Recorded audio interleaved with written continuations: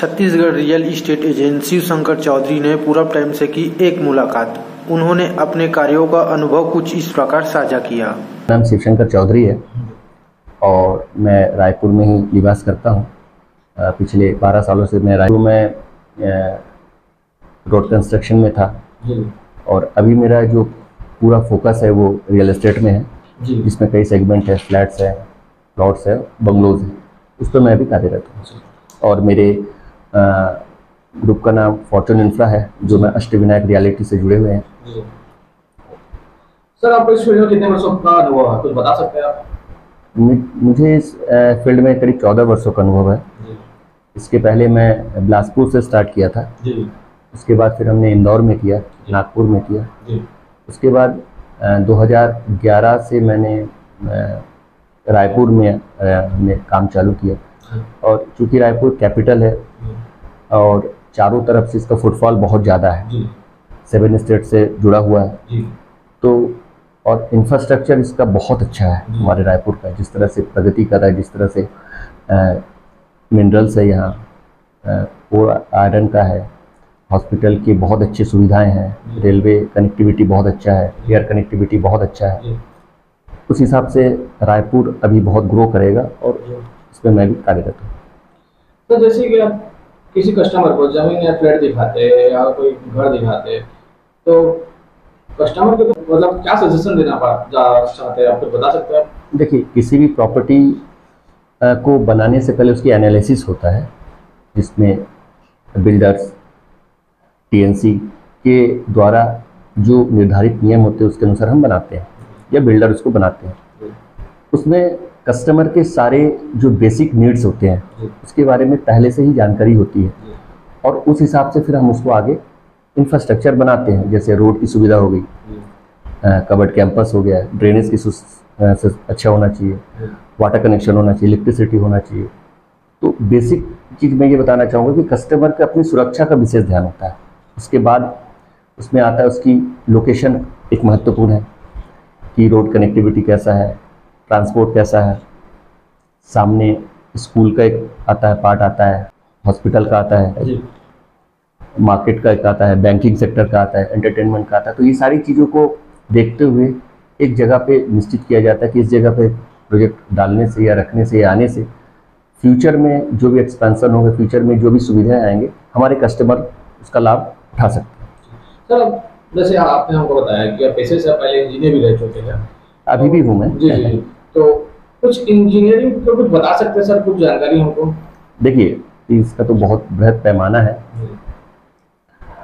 Infrastructure का इसका विशेष ध्यान देना चाहिए कि जो क्वालिटी ऑफ कंस्ट्रक्शन है वो कैसा है। जैसे रोड हो गया, सीसी रोड हो गया, ड्रेनेज हो गया, वर्टिकल वाटर सेक्शन हो गया, तो ये सब चीज़ को तो ध्यान देना ही पड़ता है। उसके बाद जो प्रॉपर अलाइनमेंट है ज़मीन का, प्रॉपर्टी का, उसको देखना होता है। अगर आप फ्लैट में जाते हैं तो फ्लैट में उसका क्वालिटी ऑफ कंस्ट्रक्शन कैसे हैं, उसके इस सब चीज़ों से सबसे महत्वपूर्ण है कि जो इस प्रोजेक्ट को बना रहे बिल्डर का पूर्व में किया हुआ कार्य देखना बहुत ज़रूरी है।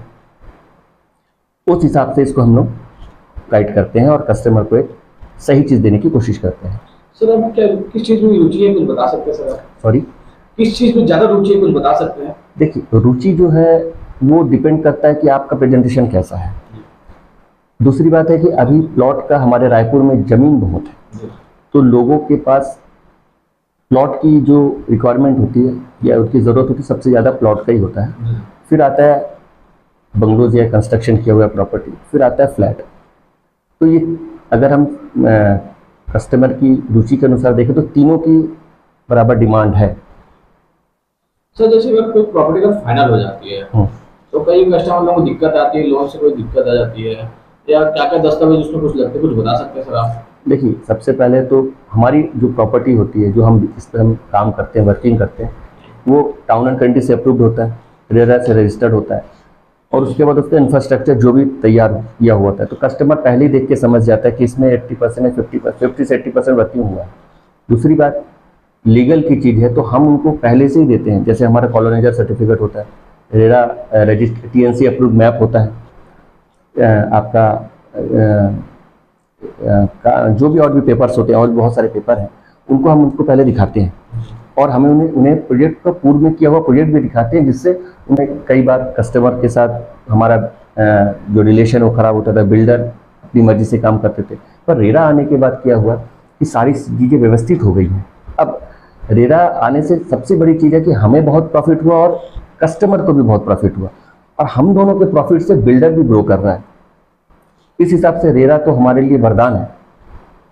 सर करंटली प्रोजेक्ट क्या चल रहा है, कुछ बता सकते हैं आप? देखिए, अभी हमारा जो प्रोजेक्ट चल रहा है रायपुर में, सभी वर्टिकल में है। मैं आपको बता दूं, अभी प्योरली चल रहा है हमारा जो ओल्ड धमतरी रोड पे है, जिसमें सर्वप्रथम स्टार्ट होता है आपका वेदांता सिटी, जो कांदुल पे पड़ता है। ये प्लॉटिंग प्रोजेक्ट है, इसका फेज़ 1 कंप्लीट हो गया, फेज़ 2 का अभी चल रहा है काम, जिसमें 60 से 70% आपका डेवलपमेंट हो चुका है, जो भी आपको डेवलपमेंट चाहिए वो बेसिक। उसके बाद हमारा है गोल्फ ग्रीन, उसमें फेज़ 1 हो चुका है, फेज़ 2 और फेज़ 3 की अभी तैयारी चल रही है। उसके बाद हमारा है राधा कृष्ण नगर, जो ऑन रोड प्रोजेक्ट है। फेज़ 1 हमने ऑलमोस्ट पूरा खत्म कर दिया, डेवलपमेंट हो चुका है। इसी के साथ फेज़ 2 राधा कृष्ण नगर फेज़ 2 भी लॉन्च हो गया, जिसमें डेवलपमेंट का काम द्रुत गति से चला जा रहा है, क्योंकि हमारे जो बिल्डर है या हमारे जो सीनियर है, उनका कमिटमेंट है कि हम सही समय पे, अगर हम 24 महीने बोल रहे हैं तो हम कोशिश करेंगे कि हम 20 महीने में दे दें।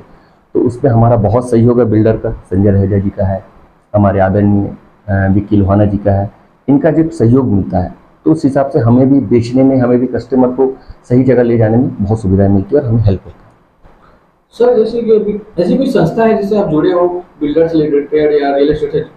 देखिए, तो एक तो आपको पता ही है, रेरा से हम जुड़े हुए हैं।